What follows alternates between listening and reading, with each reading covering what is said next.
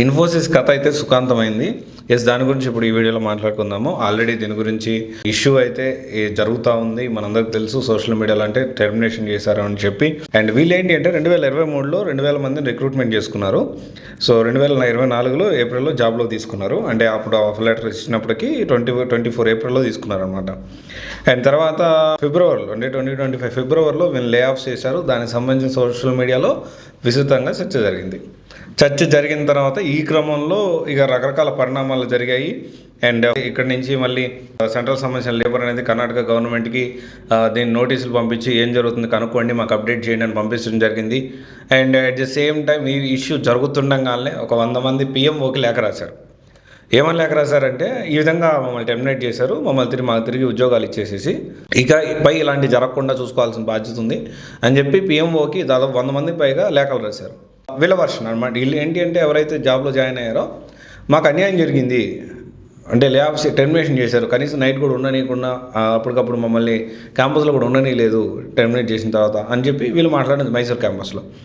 అయితే ఇక్కడ ఇన్ఫోసిస్ స్టోరీ ఎలా ఉందంటే, మేము 3 సార్లు ఎగ్జామ్ పెట్టాము, వాళ్ళకి క్వాలిఫై కాలేదు. క్వాలిఫై కాకుండా ప్రాజెక్టులకు ఎలా తీసుకుంటాము, మేము ట్రైనింగ్ ఇచ్చాము వాళ్ళకి. ఆ ట్రైనింగ్ ఇచ్చిన తర్వాత ఎగ్జామ్ పెట్టిన తర్వాత ఎగ్జామ్లో క్వాలిఫై కాలేకపోయారు, అందుకే మేము తీసుకోలేకపోయాము అని చెప్పి మాట్లాడింది. ఆ తర్వాత ఇప్పుడు దీనికి సంబంధించి ఇన్ఫోసిస్కి కర్ణాటక గవర్నమెంట్ నుంచి క్లీన్ చిట్ వచ్చింది. ఎందుకు వచ్చింది అంటే, ఇన్ఫోసిస్ ఏం చెప్పిందంటే, వీళ్ళందరూ కూడా ఏంటి అంటే ట్రైనింగ్ కోసం వచ్చారు, వీళ్ళందరూ ట్రైనీసు.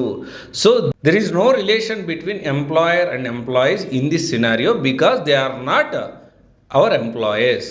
వాళ్ళు మా ఉద్యోగులు కాదు, కేవలం ట్రైనీసే. ఇలాంటి ట్రైనీస్కి లేబర్ లాస్ అప్లికబుల్ కావు. సో ఇది మా ఎంప్లాయీస్ కాదు కాబట్టి లేబర్ లాస్ కూడా అప్లై కావు, కార్మిక చట్టాలు కూడా దీనికి అప్లై కావు అనేది వాళ్ళ వాదన. సో కర్ణాటక గవర్నమెంట్ కూడా దీనికి క్లీన్ చిట్ ఇచ్చింది. సో ప్రతి ఒక్కరు కూడా అర్థం చేసుకోవాలి, ఎవరైతే ఫ్రెషర్గా జాబ్స్ వస్తున్నారో ఈ ఎంఎన్సీ ఆఫర్ లెటర్ వచ్చినంత మాత్రాన మనకి జాబ్ వచ్చినట్టు కాదు, ట్రైనింగ్లో ఉన్నంత మాత్రాన కూడా మనకి జాబ్ వచ్చినట్టు కాదు.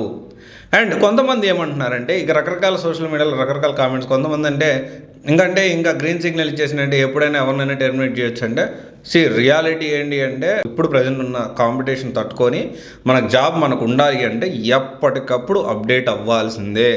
జాబ్ వచ్చాక నేను రిలాక్స్ అవుతాను, జాబ్ వచ్చేసింది కదా నేను ఎంజాయ్ చేస్తాను, జాబ్ వచ్చింది కదా ఇంకా నాకేంది దిగులు, ఎంఎన్సీలో జాబ్ వచ్చింది కదా కంపారిటివ్లీ సెక్యూరిటీ ఉంటుంది నాకు, అక్కడ వాళ్ళు ఇచ్చే ఫెసిలిటీస్ కానీ లేకపోతే వాళ్ళు ఇచ్చే యాంబియన్స్ లేకపోతే అక్కడ ఉన్న మనకి ఇచ్చే వాళ్ళు బెనిఫిట్స్ కానీ దానికి నేను ఎంజాయ్ చేస్తాను, వర్క్ చేయలేను అంటే వర్క్ కంటే కూడా అది ఎక్కువ ఇంపార్టెన్స్ ఇస్తానంటే కుదరదు.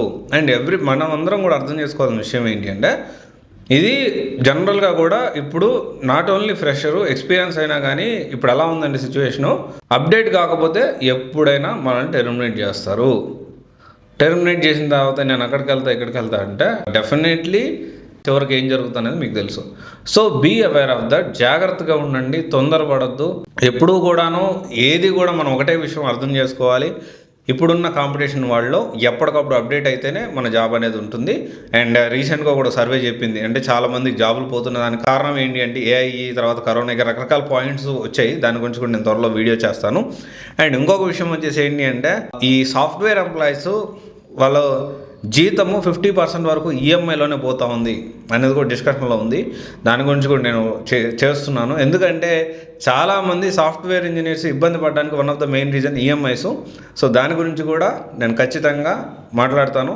అండ్ ప్రతి ఒక్క సాఫ్ట్వేర్ ఎంప్లాయీ వాళ్ళకు వచ్చే డబ్బుల్లో నుంచి సాధ్యమైనంత వరకు మీరు జాగ్రత్త చేసుకోండి, బఫర్ అమౌంట్ పెట్టుకోండి. ఎందుకంటే ఎప్పుడు ఎలా ఉంటుందో సిచ్యువేషన్ అనేది ఎవరికి తెలియదు కాబట్టి.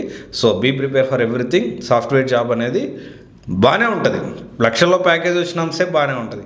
కానీ టెర్మినేషను ఇట్లాంటి ఇబ్బందులు వచ్చి లే ఆఫ్స్ జరిగినప్పుడు కానీ, టెర్మినేషన్ జరిగినప్పుడు కానీ, లేకపోతే ఈ ఎకనామిక్ రెసిషన్ వచ్చినప్పుడు కానీ అండ్ ఇట్లాంటప్పుడు ప్రాబ్లం అవుతుంది. సో జాగ్రత్తగా ఉండండి, ఎప్పటికప్పుడు మీరు అప్డేట్ అవుతూ ఉండండి. Okay, thank you.